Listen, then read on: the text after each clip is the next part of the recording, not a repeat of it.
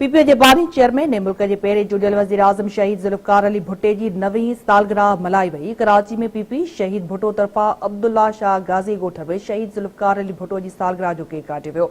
उन मौके ते तक़रीब ख़िताब कंदे कामरेड सलीम राजपूत, गुलाम नबी गबोल, इरशाद लगारी, बगन ख़ासकेरी, नज़ीर लाशारी, रऊफ़ मुग़ैरी जो चवणु हो त शहीद ज़ुल्फ़िकार अली भुट्टे मुल्क लाइ केतिरियूं क़ुर्बानियूं ॾिनियूं।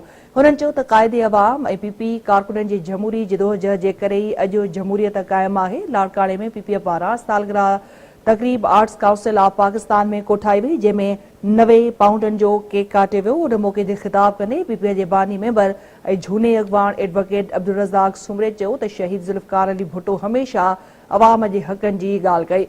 ज़िले जनरल सेक्रेटरी ख़ैर मोहम्मद शेख, अॻूणे एमपीए तोक़ी फातिमा भुट्टो, मेयर मोहम्मद असलम शेख, डॉक्टर पिरह सकीना गाद ऐं ॿियनि ख़िताब कंदे चयो त आम चूंडुनि में मुख़ालिफ़नि जी वायूं बताल थींदियूं ऐं हू ॻोल्हिया बि न लभंदा। हुननि चयो त पाकिस्तान पीपुल्स पार्टी अवामी पार्टी आहे जंहिं इक़्तिदार में अची रुॻो अवाम जी ख़िदमत ॾांहुं ध्यानु ॾिनो।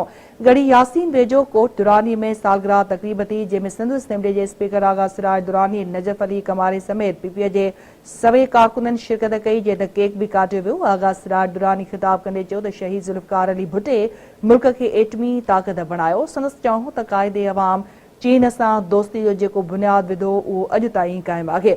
शहीद ज़ुल्फ़िकार अली भुट्टो जहिड़ा लीडर सदियुनि में पैदा थींदा आहिनि। संदसि मिशन जारी रखियो वेंदो। ख़ैरपुर में पीपी सिंध काउंसिल जी तक़रीब कोठाई वई, जंहिंमें पीपी अॻवान मुनवर वसाण केक काटियो। तक़रीब में इरशाद राजपर, मोहम्मद हसन उजण, हाजी अब्दुल्ला जुणे जे गुलाम अकबर रिंद ऐं आबिद मोरे जे शिरकत कई। शाहपुर जाकर में पिणु टाउन कमेटीअ जे चेयरमैन अब्दुल गफ़ार उमराणी पारां उमराणी हाउस ते तक़रीब कोठाई वई। उन मौक़े ते ख़िताब कंदे अब्दुल गफ़ार उमराणी